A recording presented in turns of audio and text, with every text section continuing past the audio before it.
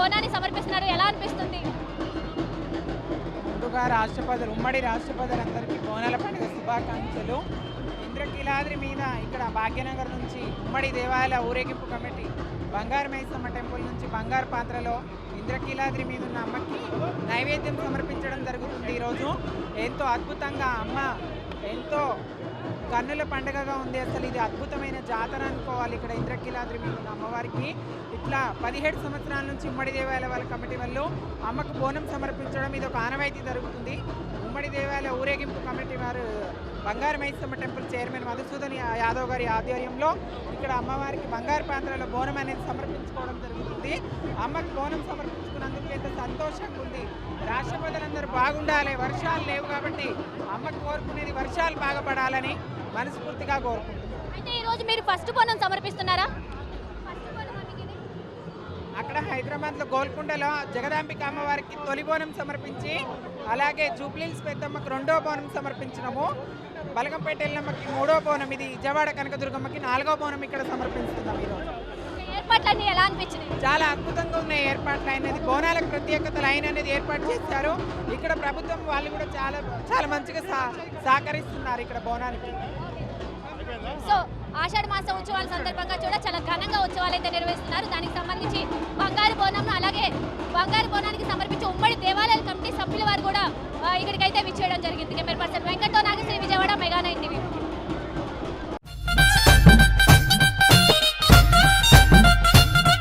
ఇంద్రకీలాద్రిపై ఆషాఢ మాస ఉత్సవాలు చాలా ఘనంగా వైభవంగా జరుగుతున్నాయి. ఈ రోజు తెలంగాణ నుండి బంగారు బోనం సమర్పించడానికి ఉమ్మడి ఆలయ కమిటీ దేవాలయాల కమిటీ సభ్యులు అయితే విచ్చేశారు. దానికి సంబంధించి కూడా అమ్మవారి ఘట్టం వాళ్ళు ఉన్నారు, మాట్లాడదాం.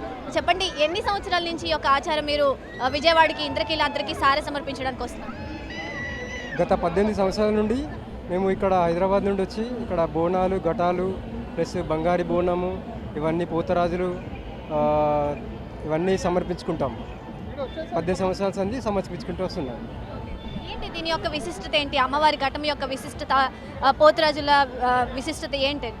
ఇక్కడ ఈ పోతురాజులు అనేది అమ్మవారి ఘట్టం అనేది ఆచారంగా తెలంగాణ మన ఆంధ్రప్రదేశ్ మొత్తంలో అప్పుడు ఒక అంటువాది అనేది ఒక వచ్చిండే.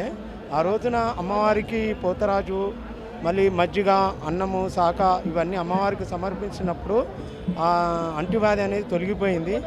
ఇక్కడ విజయవాడలోవి ఎంతో మా పెద్దలు అందరూ కలిసి ఇక్కడ అమ్మవారి యొక్క జాతర జరిపించాను అని మాకు చాలా ఆనందం అనిపిస్తుంది. మరి ఈ ఊర్లోవి చాలా బాగుంటుందని మా ఆశ. మేము 18 సంవత్సరాల నుండి చేస్తున్నాం. మాకు మా సీనియర్ మా రామ్ కాక, మరి మా రామన్న గారు, మేము అనే శిష్యులము మాట్లాడుతున్నాం. రామన్న 2 మాటలు. సో పోతురాజులు కూడా ఉన్నారు. 18 సంవత్సరాల నుంచి కూడా ఈ యొక్క విశిష్టత జరుగుతూ ఉంది. సో దానికి సంబంధించి కూడా మాట్లాడడానికి ఉన్నారు. సో చెప్పండి, ఎలా ఉన్నాయి ఏర్పాట్లు, ఎలా ఉన్నాయి, ఎలా అనిపిస్తుంది అంత దూరం నుంచి ఇక్కడికి రావడం? ఇక్కడ చాలా బాగా ఏర్పాట్లు అయినాయమ్మా. ఇది మాది 3వ పీడి. మా పెద్దల నుంచి వస్తున్న ఈ పోతురాజ ఘటము మాది 3వ పీడి. దానికి మేము అన్ని విధాల అమ్మవారు సేవ అందుకుంటున్నాము, సేవ చేస్తున్నాము. అమ్మవారు మాకు శక్తి ఇస్తుంది. మేము ఇక్కడ వచ్చి కార్యక్రమాలు చేస్తున్నాం. మొత్తంగా ఎంతమంది ఇక్కడికి సమర్పించడానికి వచ్చారు? ఎన్నిసార్లు, ఎన్ని ఘట్టాలు సమర్పిస్తున్నారు? ఒకటే ఘట్టం ఉంటుంది. పోతురాజులు 20 మంది పోతురాజులు ఉంటారు. మీకు ఫైనల్గా ఇక్కడికి రావడం, విజయవాడకి రావడం, ప్రతి సంవత్సరం మీరే ఘట్టం సమర్పించడం ఎలా ఉంది? బాగా సంతోషంగా ఉందండి.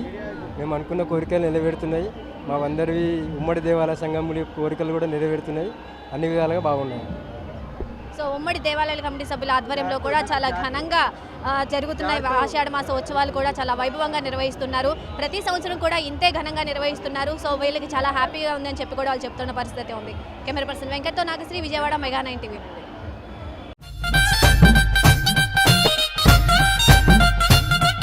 శ్రీమాత్రే నమః.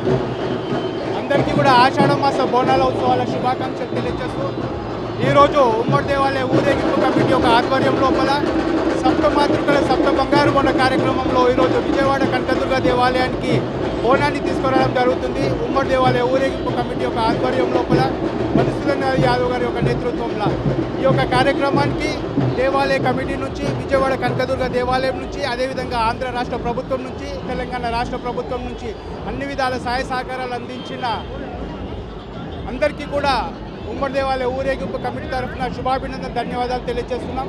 అదేవిధంగా 7వ తారీఖు రోజు విజయవాడ కనకదుర్గ దేవాలయం నుంచి మా పాత బస్తీకి అమ్మవారికి పట్టు వస్త్రాలు ఓటు బియ్యాన్ని తీసుకొని ఇచ్చేస్తారు కాబట్టి ఆ యొక్క ఈఓ గారికి మరియు చైర్మన్ గారికి కూడా స్వాగత పుష్పాంజలి తెలియజేస్తున్నాం.